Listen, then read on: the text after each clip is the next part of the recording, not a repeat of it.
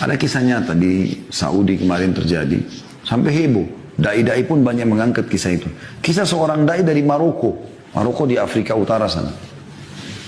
Ada satu negara Arab yang ada di sana. Orang ini, dai ini di Maroko, subhanallah dia mimpi. Rasulullah SAW datang kepada dia. Kisah nyata. Lalu berkata kepada dia,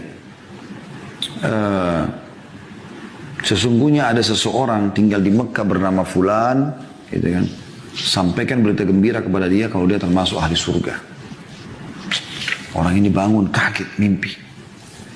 Dan Nabi SAW mengatakan siapa yang melihatku dalam mimpinya maka itu pasti aku, tidak mungkin syaitan menjelma jadi aku, gitu kan.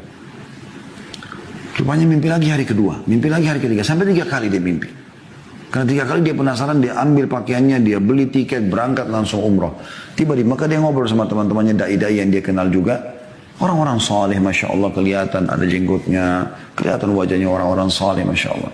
Bertemu mereka, lalu dia cerita sama teman-temannya, saya mimpi ada seseorang bernama Fulan bin Fulan dari suku ini, itu di Mekah. Dan Nabi SAW bilang 3 kali dalam mimpi saya, sampaikan dia termasuk ahli surga. Gimana nih gitu? Ayo kita cari. Teman-temannya bantu cari, tanya sana, tanya sini. Setelah berapa hari berusaha, ternyata betul ditemukan ada orang bernama itu di salah satu, kalau kita RT lah ya, di Mekah. Datanglah mereka ke sana, lalu kemudian menanyakan kepada Pak RT-nya kalau kita ya, Umdah gitu kan. Nanya, gimana nih? Ada nggak sih orang bernama Fulan? Mereka RT-nya sendiri, RT itu RW itu kaget pada saat itu. Kenapa kalian cari? Kalian ini kelihatannya orang-orang soleh, kelihatan wajahnya, penampilannya orang-orang soleh. Ngapain cari orang ini? Ternyata orang ini buruk sekali di tengah-tengah masyarakat itu. Tapi Nabi SAW bilang dia termasuk ahli surga. Luar biasa. Gitu. Maka kata orang yang dari Maroko ini, emang kenapa? Dia bilang kalian tidak layak bertemu sama orang ini ahli maksiat. Kalau ada orang yang paling buruk di tempat kami ini, dia orang paling buruk ini. Enggak sholat, enggak segala macam. Kata orang dari Maroko, tapi saya mau ketemu. Di mana rumahnya? Tunjuk rumahnya. Pergilah ke sana, ringkas cerita.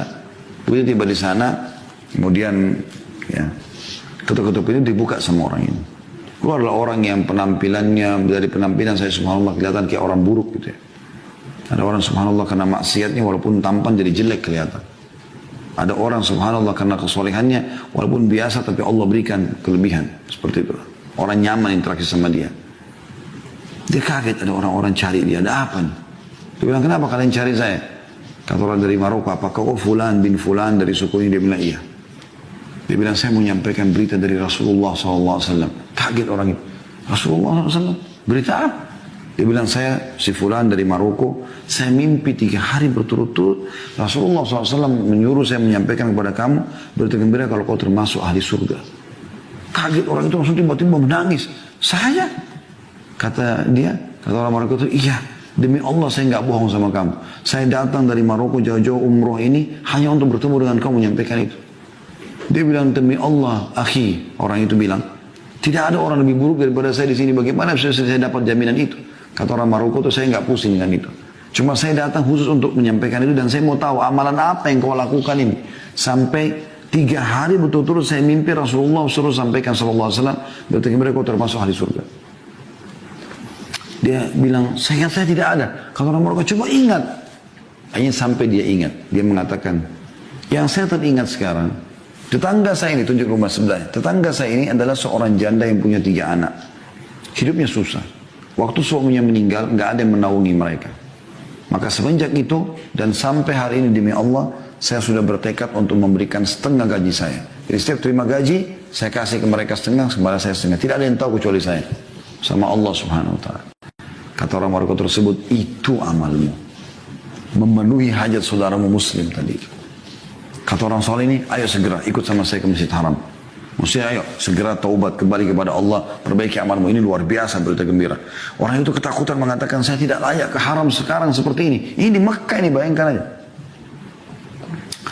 Lalu kata orang Maroko, baik, siapkan dirimu. Dia bilang dia siap-siap, dia mandi, dia bersih, dia pakai baju terbaik, lalu dia ikut ke masjid.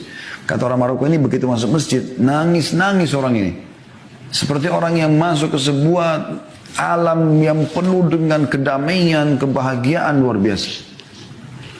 Dia bilang begitu masuk masjid, mulai sholat, kata orang Maroko ini, Nangis terus orang itu, Ishak. Karena nangis, ya Ishak, karena terusnya dia nangis, kami pun sampai nangis gitu. Dan subhanallah, setelah baca tilawah Al-Quran di rakaat pertama, ruku, i'tidal, sujud. Begitu sujud, kami bangun sama imam, dia masih sujud orang ini. Kami sujud lagi, yang kedua dia masih sujud. Kami berdiri rakaat kedua sampai terus. Itu maghrib waktu itu. Setelah saya salam, habis sholat maghrib, nanti saya sentuh dia, jatuh sudah meninggal dunia. Allah tutup dengan husnul khatimah. Karena memenuhi hajat saudara muslim. Saya ingin teman-teman sekalian, kita Allahul Musta'an. Semoga Allah maafkan kesalahan. Kadang-kadang depan mata sudah jelas saudara kita muslim datang. Miskin, jilbabnya kotor, di lampu merah, sendalnya juga putus. Minta, masih gak dikasih. Mana kita dengan hadits ini? Ya. Barang siapa yang memenuhi keperluan saudaranya, maka Allah akan memenuhi keperluannya.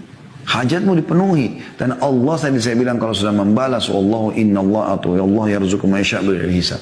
Allah kalau kasih rezeki tidak pernah pakai perhitungan lagi.